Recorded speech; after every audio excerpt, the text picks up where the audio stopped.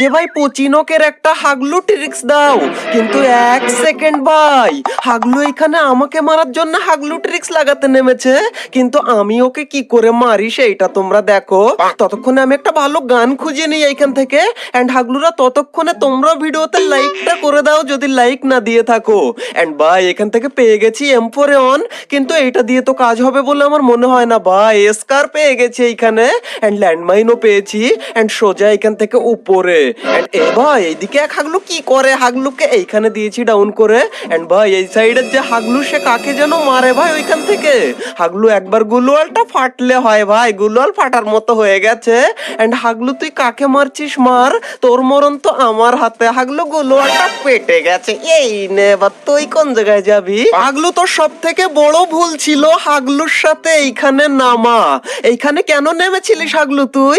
and ভাই এখান থেকে আমরা টেলিপোর্ট নিয়ে নিচে চলে